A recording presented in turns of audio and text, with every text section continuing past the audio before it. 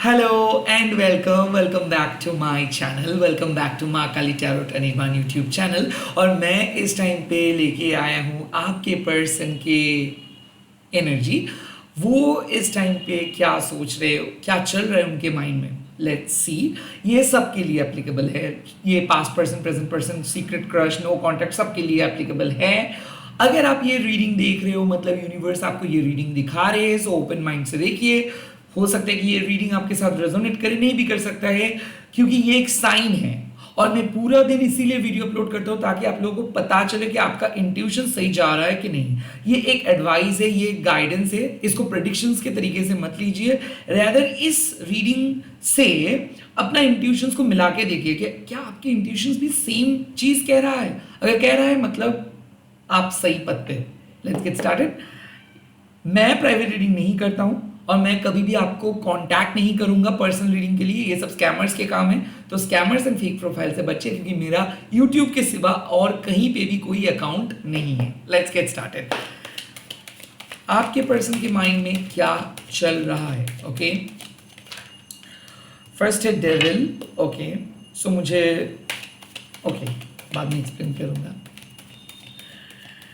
उसके बाद है queen of cups. Okay great, that is so sweet. उसके बाद है क्वीन ऑफ wands। मुझे ऐसा लग रहा है कि कोई पर्सन विक्टिम रोल प्ले कर रहे हैं। वेल, ये पर्सन आपको समझा रहे हैं कि आपने इनको गलत तरीके से ट्रीट किए हो, आपने इनके मैसेजेस को इग्नोर किए हो, आपने इस पर्सन के लाइफ को बहुत ज़्यादा डिफिकल्ट बनाए हो। बट हुआ है कंप्लीटली ऑपोजिट। मुझे कहीं ना कहीं लग रहा है कि आपके पर्सन जानबूझ के कुछ ऐसे अजीब ऊटपटांग हरकतें करे ताकि आपको बुरा लगे। यस, डेफिनेटली मुझे ऐसा लग रहा है कि ये सबके लिए एप्लीकेबल है। आपके पर्सन इस टाइम पे एक ट्रिकी सिचुएशंस आपके सामने लेके आए हैं।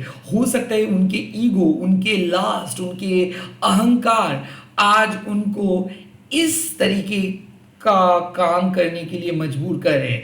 मुझे ऐसा लग रहा है कि आपके पर्सन ना बहुत बुरी तरीके से आपको ट्रीट किया है, या फिर बात नहीं कर रहे, या फिर आपके सिचुएशंस को समझने की कोशिश नहीं कर रहे। वेल, उनके हिसाब से वो सही कर रहा है, बट मुझे कहीं ना कहीं ऐसा लग रहा है ये पर्सन को कोई और पर्सन, थर्ड पार्टी ने ऐसे बनाए हैं। सो द डेविल कार्ड, मतलब ऐसा हो सकता है कि आपके पर्सन किसी और के इन्फ्लुएंस के अंदर है, या फिर आपके पर्सन बहुत चिंतित है, आपके पर्सन बहुत नेगेटिव है, और इसीलिए आपके पर्सन के साथ मतलब एक के बाद एक नेगेटिव चीज़ें हो रहे हैं। कहीं ना कहीं मुझे लग रहा है कि ये इस टाइम पे आपको दिल दुखाने के लिए कुछ कह सकते हैं, या फिर हड़बड़ी में कुछ ऐसे कह सकते हैं, या फिर कोई डेट्स भूल सकते हैं, या फिर ये आपको इग्नोर कर सकते हैं। बट प्लीज़ अपना दिल मत छोटा कीजिए, क्योंकि मुझे ऐसा लग रहा है कि आपके पर्सन सच में एक नेगेटिव एनर्जी के साथ अटैच्ड है।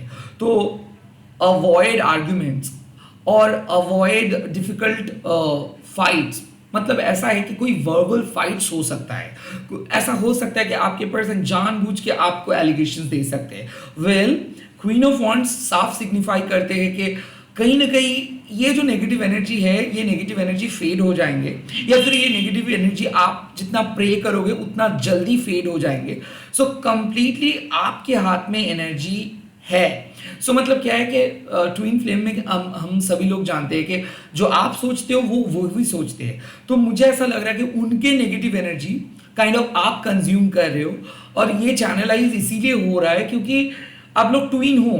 दो अलग सोल तो नहीं हो सकते हो आप लोग, तो आप लोगों का सोल एक है, दो अलग बॉडी है। तो मुझे ऐसा लग रहा है कि ये पर्सन अपने लाइफ में बहुत नेगेटिविटी के साथ डील कर रहे हैं, और आपने इसको हील करने की कोशिश करो, तो इसीलिए आप अफेक्टेड हो रहे हो। आपके पर्सन के तरफ से जो मैसेज आ रहा है वो है कि इनके हायर सेल्फ को पता है कि आप ही इनको हील कर सकते हो, आप ही इनको शुद्धिकरण कर सकते हो और ये जो सिचुएशंस है, ये जो डिफिकल्ट टॉक्सिक सिचुएशंस है, ये डिफिकल्ट टॉक्सिक सिचुएशंस भी खत्म हो जाएगा। जितना ज़्यादा आप कॉन्फिडेंट रहोगे, जितना ज़्यादा आप कम बात करोगे, जितना ज़्यादा आप कम जजमेंटल होंगे और जितना ज़्यादा आप अपने लाइफ में फोकस करोगे, उतना ही जल्दी आपको सुविधा मिलेगा, उतना ही जल्दी आपको बेनिफिट मिलेगा। कहीं ना कहीं मुझे ऐसा लग रहा है कि आपके पर्सन इस टाइम पे फ्रस्ट्रेटेड है, वो सारे इल्ज़ाम आपके ऊपर देना चाहते हैं, कहीं ना कहीं एक ऐसा घर के अंदर वातावरण क्रिएट करना चाहते हैं जिसके बाद आपको लगे कि आपके वजह से ये हुआ। रिलेशनशिप में इंटरनल कॉन्फ्लिक्ट्स को ये क्रिएट कर रहे हैं और आप भुगत रहे हो उनके वजह से। तो इस टाइम पे जो मैसेज मिल रहा है वो है कि आप अपने कॉन्फिडेंस के साथ आगे बढ़ते रहो। आपको किसी को पूछना नहीं है कि क्या मतलब उनको आपको अच्छा लग रहा है या फिर उनको आप अच्छा लग रहे हो या नहीं। आपको पता है कि आप जो कर रहे हो सही कर रहे हो, आपको पता है कि क्या सही है और क्या गलत है। तो किसी गलत पर्सन को आप साथ नहीं दोगे और आपके पर्सन कितना भी अच्छा क्यों ना है, उनके गलत थॉट्स को अभी आप साथ नहीं दोगे। तो कहीं ना कहीं मुझे ऐसा लग रहा है कि आप कॉम्प्रोमाइज़ मत करो। आपके पर्सन चाहते हैं कि आप कॉम्प्रोमाइज़ करो। इस टाइम पे मुझे ऐसा लगता है कि ये एक परीक्षा है आपके लिए।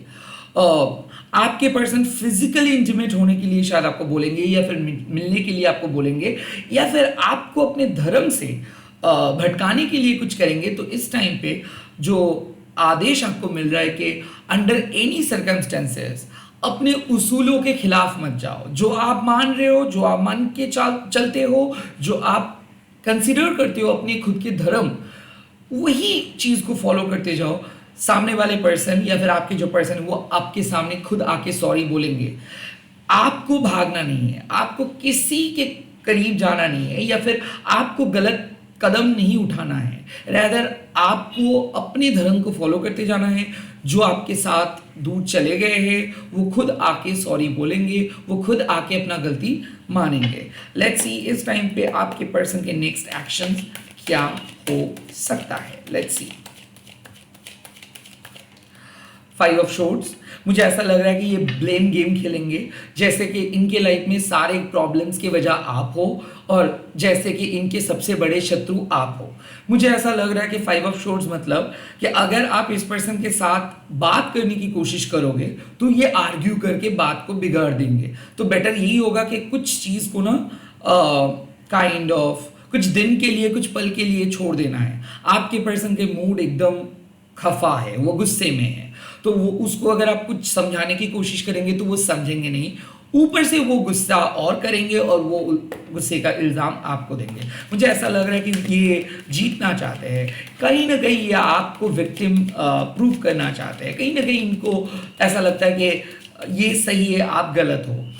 Get away with that. Like ये अपने कनिंग एबिलिटीज से आपके सामने यही प्रूव करना चाहते हैं कि नहीं, गलती उनके नहीं थे, गलती आपके थे।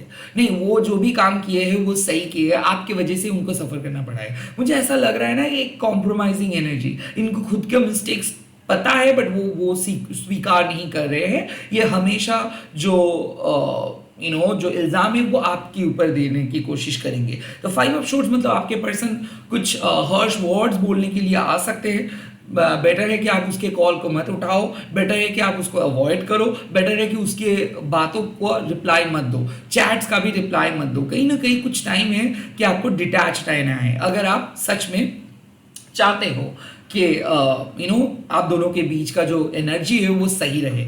ज़रूरी नहीं है ना कि हर फाइट में कौन सही और कौन गलत देखना। कुछ फाइट्स ऐसे होनी चाहिए कि जो अपने आप छोड़ देनी सही होगा, छोड़ देना ही सही होगा। सेकंड कार्ड मुझे ऐसा लगता है 10 ऑफ पेंटिकल्स। इसका साफ मतलब है कि प्रॉस्पेरिटी आ रहे हैं। कहीं ना कहीं आपके पर्सन जब अपना गलतियों को मानेंगे या फिर अपना गलतियों का एहसास उनका होगा, तब शायद ये आपके सामने सॉरी बोलेंगे, तब शायद ये आपके सामने काइंड ऑफ कुछ ऑफर्स देंगे। मुझे ऐसा लग रहा है कि 10 ऑफ पेंटिकल्स का मतलब शायद हैप्पीनेस आपको मिलेंगे, शायद वो आपके सामने एक बहुत आर्गुमेंटेटिव एनर्जी लेके आ रहे हैं। अगर उस आर्गुमेंट्स को आप डॉज करके स्टॉप कर सकते हो, पॉज कर सकते हो, तो देन वो पर्सन आपको खुद मदद करेंगे। मुझे ऐसा लग रहा है कि आप दोनों की जो एनर्जी है ना वो इस टाइम पे बहुत लो है। आप भी गुस्से में हो, ये भी गुस्से में है, आपके अंदर में भी फ्रस्ट्रेशन है, उनके अंदर में भी फ्रस्ट्रेशन है, और अगर आप दोनों इस टाइम पे टकरा जाओगे तो जो अच्छा होना था वो नहीं होगा। तो कहीं ना कहीं मुझे ऐसा लग रहा है कि इस टाइम पे ना आप बड़े पिक्चर्स की ओर देखो। आपको ये देखना है कि क्या जीतना इंपॉर्टेंट है या फिर एक एक बहुत सुखी जीवन को मेंटेन करना। क्या आपस में आप लड़ते हो या फिर आपस में आप प्यार करते हो? क्या एक सॉरी बोलने से बहुत कुछ नुकसान होगा या फिर सॉरी बोलने से चीज़ों सॉल्व हो सकता है? तो कहीं ना कहीं मैच्योर डिसीजंस लेना होगा जो सबके लिए अच्छा हो, जो फैमिली के लिए अच्छा हो, जो फ्यूचर के लिए अच्छा हो। काइंड ऑफ वही डिसीजंस आपको लेना चाहिए। डेफिनेटली मुझे ऐसा लग रहा है कि वो कुछ ऑफर करने वाले, वो फाइनेंशियल ऑफरिंग्स हो सकता है, वो गिफ्ट्स हो सकता है, वो कोई घर का चीज़ भी हो सकता है, वो कुछ खरीदना, वो आपको कुछ देंगे, कुछ अच्छे चीज़ देना चाहते हैं, वो आपको कुछ गिफ्ट करना चाहते हैं। ओके, टेन ऑफ पेंटिकल्स मतलब वो चाहते हैं कि आपके साथ एक बहुत अच्छा फ्यूचर हो, बट कहीं ना कहीं एक कंट्रोलिंग इशू है। उनके जो माइंडसेट है, आपका माइंडसेट है कंप्लीटली अलग है। तो वो हमेशा चाहते हैं कि आप उनकी तरह बनो, आप उनको फॉलो करो, आप उनको मान के चलो, बट नहीं, ऐसे नहीं चलता। आपका भी एक इंडिविजुअल अप्रोच है, उनका भी एक इंडिविजुअल अप्रोच है। अगर आप इनको एक्सेप्ट करते हो तो इनको भी आपको एक्सेप्ट करनी चाहिए। The ten of pentacles means कि एक दूसरे के खामियां मत निकालो, एक दूसरे को साथ मत लड़ो, रैदर आपके अंदर में जो भी यूनिक चीज़ें हैं उसको जैसे आप एक्सेप्ट कर रहे हो, सामने वाले पर्सन की यूनिक चीज़ों को भी एक्सेप्ट कर सकते हो। एंड टेन ऑफ पेंटिकल्स मतलब चाहे आपको दूसरे पर्सन कितना भी जज कर रहे हैं, ओके, वो उनके परसेप्शंस है, आप दूसरे पर्सन के परसेप्शंस को चेंज नहीं कर सकते हो। तो मुझे ऐसा लग रहा है कि आपके पर्सन जिस माइंडसेट से आपके साथ बात करने के लिए आ रहे हैं, अगर आप वही माइंडसेट को बदलाने की कोशिश करोगे या फिर आपके पर्सन को चेंज करने की कोशिश करेंगे तो आप बहुत गलत करोगे। रैदर यही कि उनको बोलने दीजिए, उनको जो करना है करने दीजिए। आपको अपने पद पे स्टिक करके रखना है, खुद को स्टिक करके रखना है, आपको स्टैंड लेना है अपने लिए। टेन ऑफ पेंटिकल्स मतलब जहां पे आपको लगता है कि आप सही कर रहे हो, आप करते जाओ, और डेफिनेटली दूसरे पर्सन के सामने आप वैलिडेशंस मत ढूंढो, एंड दूसरे पर्सन को चेंज भी मत करो। आपके हिसाब से जो सही है वो करो, उस पर आपका भलाई है। लेट्स सी और आपके पर्सन के नेक्स्ट एक्शंस क्या होगा। And the third card is five of wands. मुझे ऐसा लग रहा है कि आपके पर्सन और आपके बीच में बहुत फ्यूचरिस्टिक बातें होगा। और फाइव ऑफ वांड्स मतलब जहाँ पे क्या होता है, जहाँ पे बहुत ज़्यादा बातें होता है बट काम कुछ भी नहीं होता है। So don't waste important times. जैसे कि आप लोग बहुत दिन के बाद मिले हो, अजीब किस्म का एक टॉपिक लेके डिस्कस किए और कुछ भी इंपॉर्टेंट चीज डिस्कस नहीं किए। तो मुझे ऐसा लगता है कि इंपॉर्टेंट कन्वर्सेशंस मिस हो सकता है because of life drama. Like आप कुछ ऐसे ड्रामेटिक सिचुएशन डिस्कस कर सकते हो जिसके कारण हो सकता है कि आप असली पॉइंट मिस कर सकते हो।